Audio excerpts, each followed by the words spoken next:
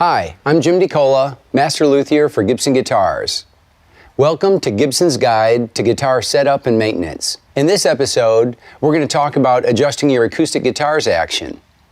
Now, adjusting your acoustic guitar's action is a little bit more involved because it doesn't have the usual adjustment methods that electric guitars have with adjustable bridges and so forth.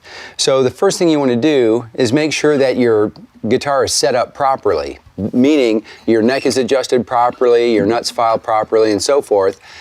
Once you verify that, that'll tell you where your action actually is. Measure your action at the 12th fret, and our acoustic guitar specs are 4/64ths gap under the high E string to the 12th fret, and 6/64ths under the low E string and the top of the fret at the 12th fret.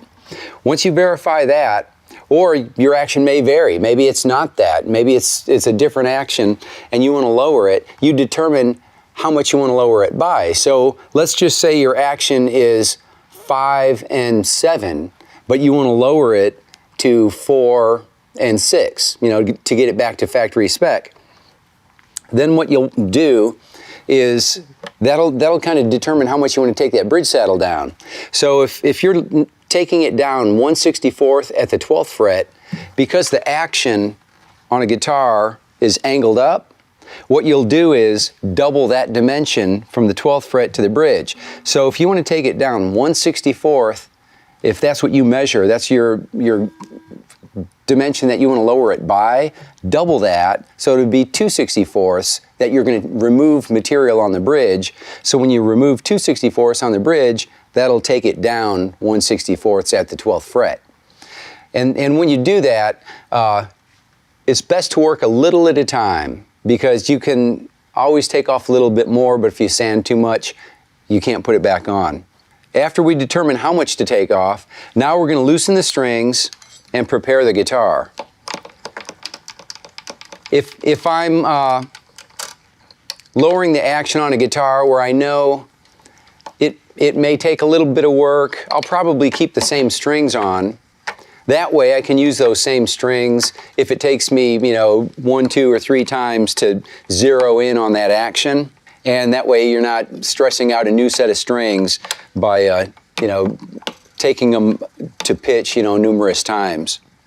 So I'll loosen them up, and because I plan on reusing these strings, I'll loosen them, and then I'll put the capo on at the 1st fret, and that'll hold the strings in place so they don't unravel on the tuners. I'll then use the peg winder and the bridge pin puller feature on that and remove all the bridge pins. And then I'll take the strings and I'll generally coil them up like so and loop it in 1 or 2 times just to keep it a little bit more tidy. That way it has less chance of snagging the bench or scratching the instrument and so forth. Now I can remove the saddle. Sometimes they may be a little sticky. You might want to get some pliers and gently pull it up if so, but this one I was able to take out. So now I know I want to take 2/64ths off the bottom of that saddle. Then you can mark it with a ruler that's graduated in 64ths, or what I like to do is actually use calipers. And then I'll just convert the fractions into decimal points. So 2/64ths would be equivalent to 1/32nd, which is 32 thousandths or thereabouts, right?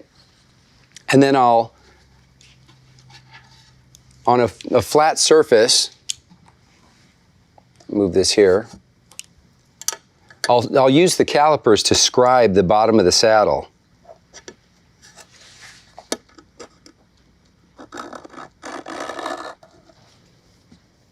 Then I'll take a fine tip pencil, and now I have a clean line that I can follow.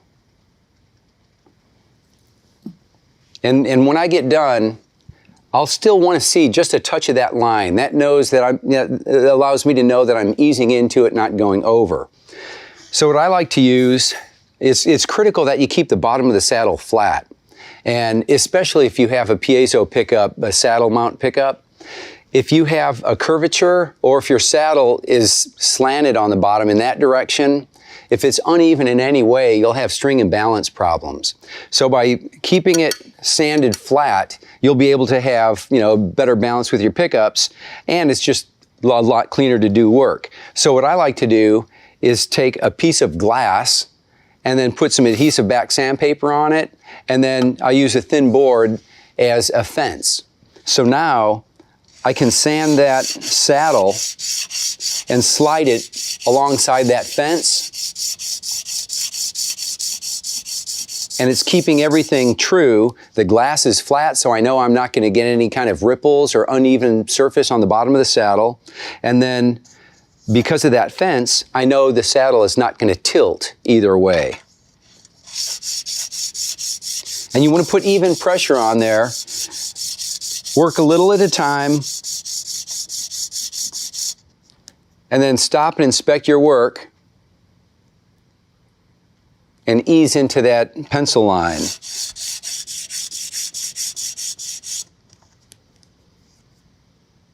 Okay? And then you can use your straight edge to just verify, and I like to hold it up to the light and verify that it's flat. Look at it in that direction, make sure that I didn't cause it to tilt so it lays flat in the saddle. And then I can reinsert it in the slot. Also, notice, generally most acoustic saddles have a high side and a low side. Generally, your high side is on your low E string side, your wound strings, and then it'll taper down to your plain strings. So I'll put it back in that same direction. Now, I can restring it and then verify the action once it's back up to tension. Now we have the guitar tuned back up to pitch. I'm going to verify the action, and it worked out to be exactly where I need it at 4 and 6. Sometimes you might have to go back and forth a few times. Like I said, it's best to do that to ease into it, because if you remove too much material, it's more difficult to correct than if you just ease into it. Now, if your guitar needs the action higher, if it doesn't have a pickup, that's easier to do. And if you're in a gigging situation, and a lot of times acoustic guitars, the environment, because of the weather and the humidity, can cause the top to fluctuate, and move, and that'll affect your action. So you might be in a scenario where it's just a little too low and buzzy and you need to raise it because of those conditions. Generally, you can take maybe a business card or something like that. If you're going to get in MacGyver mode and you need to take care of it quick, you can take your saddle and use it as a guide and draw your lines on a business card and trim it and put that under the saddle. And generally, under conditions like that, if your top's moving a little bit, that would be enough thickness to overcome how much it moved. If you don't have a pickup, you might even leave it in there for a while. I know some people who leave it in there all the time. It doesn't affect them. Just depends on how particular they are. You can also use a thin wood veneer or even some paper. But those are generally what you do if you don't have another saddle. If you need a new saddle, generally you can buy a saddle blank that's generally higher than you need. So if you know how much you want to raise it based off of your existing saddle, you take those dimensions just like we did to lower it. If you know you want to raise it a 64th, then you would take your old saddle out, and I like to again, put it on a flat surface with both saddles side by side and kind of take a fine pencil and scribe the top of that saddle against that taller saddle, and that will give you, a reference point to sand down into. And you can also work in reverse too. If you don't want to mess with the top, if it's compensated, you can, as long as you're locating on the outside, take it off the bottom. 6 of one, half a dozen of the other, your choice. Generally, the bottom will be the easiest. And you can take it off of there a little bit at a time, double your dimensions, just like I said. If you want to raise it a 64th, double it on your bridge saddle, and that'll give you that elevation you're looking for. So I touched off of why the action can vary with the neck and with the top. The climate can affect the curvature of the neck. It can affect the tops. So tops can, contract or expand, and that will affect your action. So if your guitar is in equilibrated, normal, nominal kind of humidity that you're normally accustomed to, it can stay pretty stable for a long time. But if you're traveling, or for some reason if there's an unusually dry spell and your heater kicks on and excessively dries out the air, then that top may, kind of sink a little bit, and then it'll start buzzing. So one way to remedy that is to get one of those humidifiers, which generally go in the sound hole and bring back that moisture content into the top. But in the interim, say you're at a gig and that happens, you don't have time because it might take overnight or a day or two to humidify that guitar box where it needs to be. So to get by, you can put a shim in there and it will sound fine and it'll get you through the gig, and that's how you can overcome that scenario. Thanks for watching. Be sure to tune in for the next episode of Gibson's Guide to Guitar Setup and Maintenance.